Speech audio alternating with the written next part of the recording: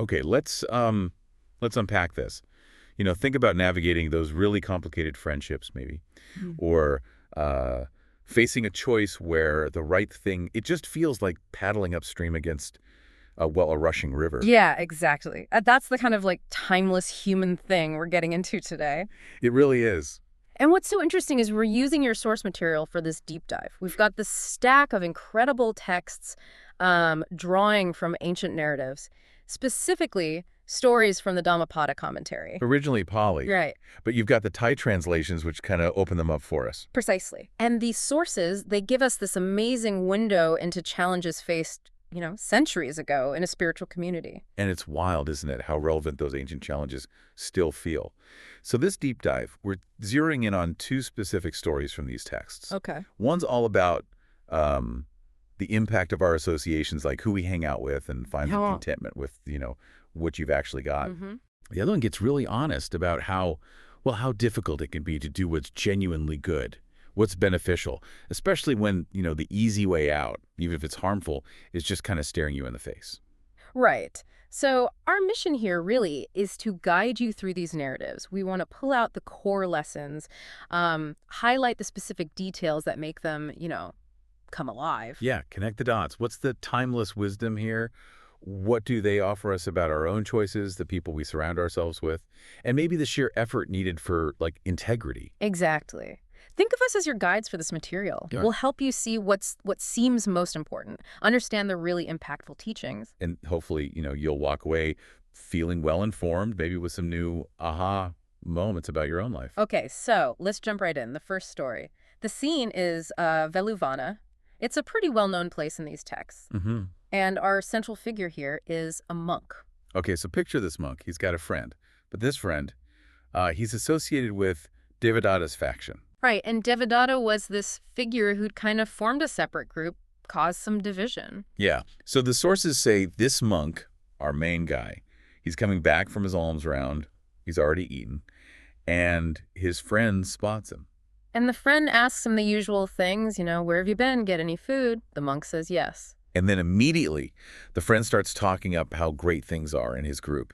He mentions the great gains and honors over there. Kind of like saying, hey, it's really happening over here. You should come check it out. Exactly. And he invites the monk to come stay with them for a few days. And the monk, well, he accepts. Goes for it. Yeah, he stays there for a few days, just like his friend suggested, and then heads back to his own place. Seems pretty straightforward, maybe a bit harmless. You'd think so. But this is where the story takes a turn. Mm-hmm. Other monks see him coming back from Devadatta's group. And they don't hold back. Oh. They go straight to the Buddha, the Tathagata, and report him. And the accusation is really direct. What do they say?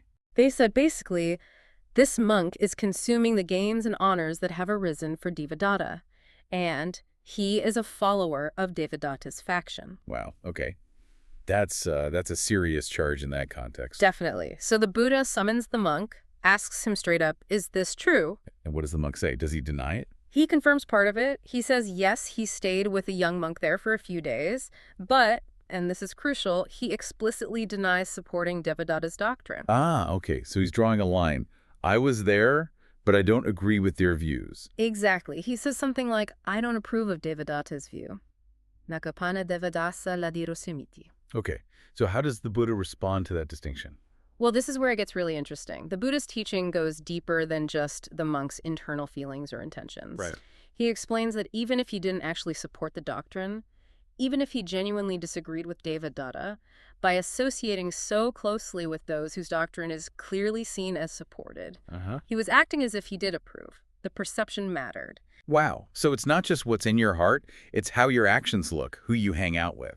That sends a message. Precisely. The company you keep creates a perception, intentional or not. The text even mentions this wasn't like the first time this particular monk had behaved this way. Interesting. So to really hammer this point home about influence, the Buddha tells a story. Yes, exactly. He shares a past life story, a Jataka tale called the Mahilamukha Jataka. So what's that one about? It's about an elephant, Mahilamukha. And initially, this elephant was influenced by listening to thieves. Okay, you can imagine that's not great influence. Not at all. But later, the story goes, the elephant hears the words of people who are, well-restrained, virtuous. And listening to them, it transforms him. He establishes himself in all good qualities. Ah, that's a really clear contrast. The negative influence pulling one way, the positive influence helping establish virtue. Makes you think, doesn't it, about who you spend time with. It really does. The subtle, or maybe not so subtle ways, people shape us. So tying that back to the monk. Right.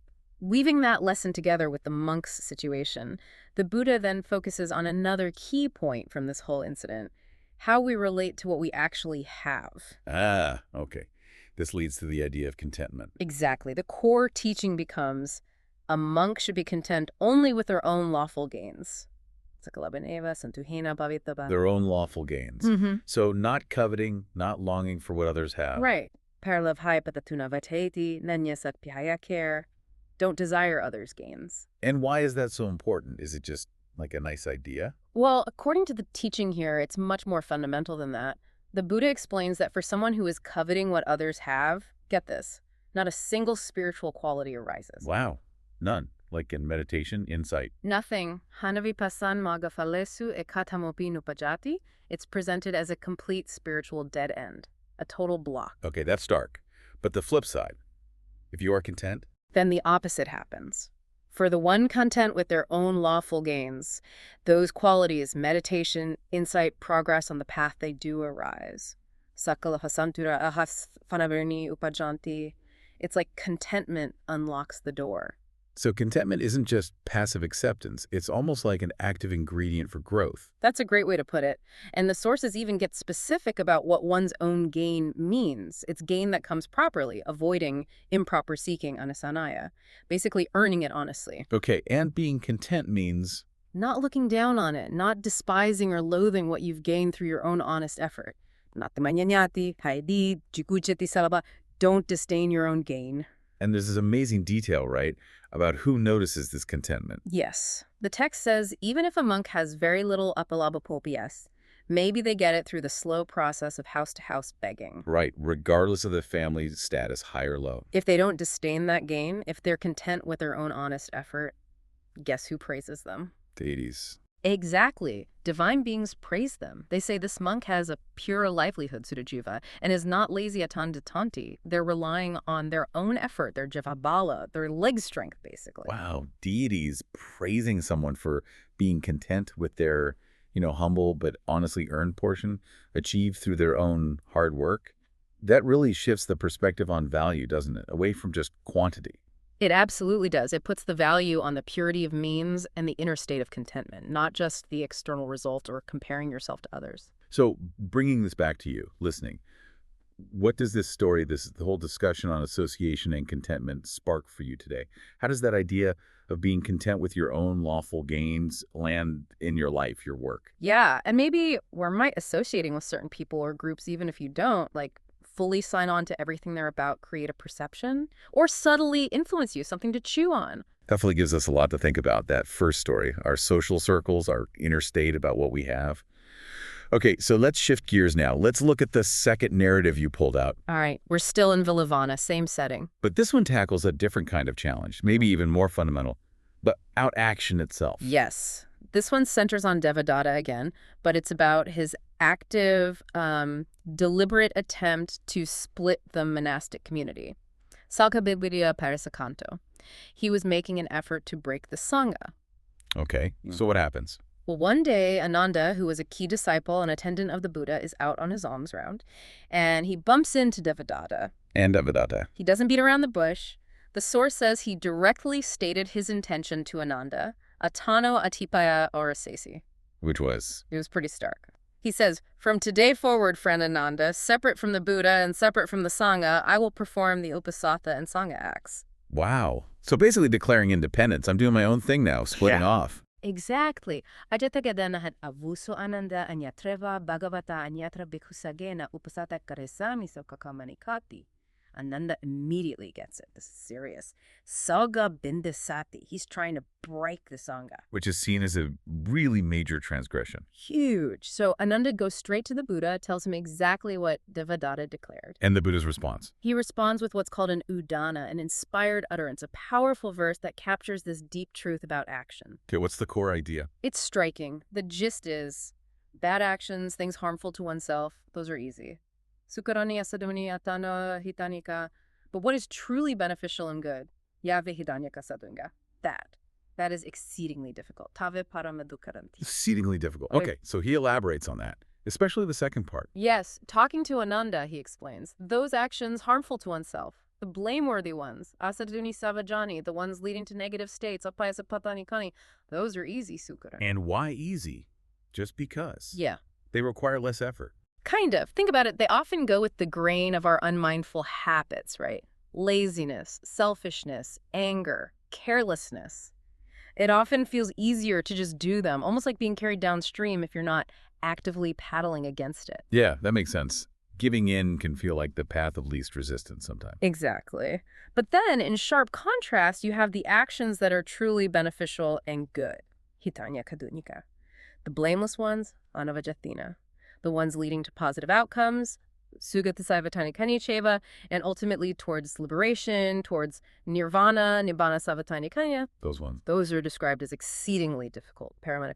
And did he give like an image for this difficulty? He did, a really vivid one. He said it's like trying to lift up the Ganges River, which naturally flows eastward, patininaya gagaya, and make it flow westward, ubatetva patimuka karantevya, atidu karanti. Extremely difficult. Wow. Making the Ganges flow backward. That's quite an image for doing good. Isn't it? It really emphasizes the natural current, the powerful pull towards maybe the easier, less skillful actions. And doing good, being truly beneficial, requires this immense, sustained effort, like fighting against that massive flow. It really highlights that the good path often isn't the easy path. It takes real work, real intention. Absolutely. So, thinking about your own life again, listening to this, Yeah. How does that resonate? Where do you, feel that ease of maybe negative or unskillful actions compared to the sheer difficulty, the real effort needed to consistently choose what's truly beneficial? Good for you, good for others. Yeah, and maybe using that powerful image. What feels like trying to make the Ganges flow backward in your own efforts? Towards growth or integrity or just plain kindness sometimes. Okay, so if we bring these two stories together now, Yeah.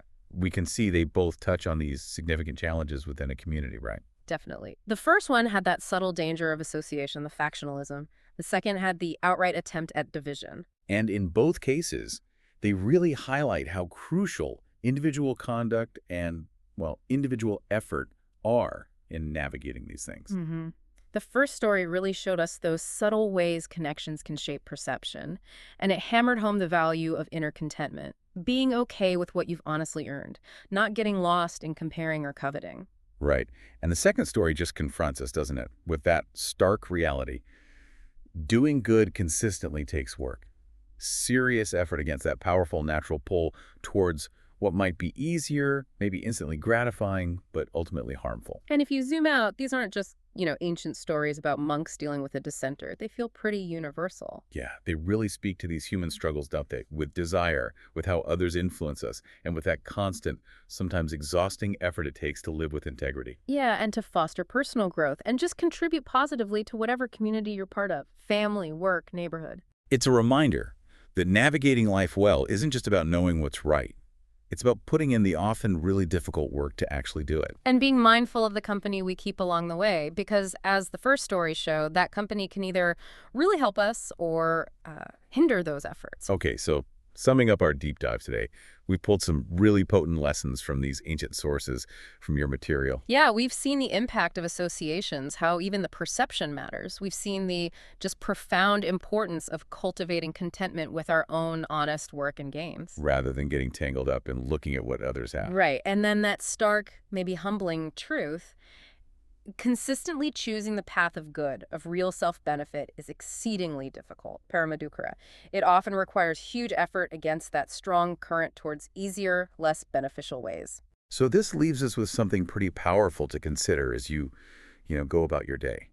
Given how hard these sources say it is, how hard it is to consistently do good, to keep pushing against that natural flow towards the unskillful, how do you find the strength, the motivation, the perspective you need to just keep trying? Or maybe reflecting again on that image, the Ganges flowing backward. Where do you personally feel that kind of intense resistance in your own efforts? When you try to do what's truly beneficial, maybe for yourself, maybe for others, What does that feeling, that immense difficulty, tell you about the value of the effort itself? We really encourage you to maybe just sit with these ideas for a bit, perhaps revisit some of the concepts we've explored in this deep dive into your sources.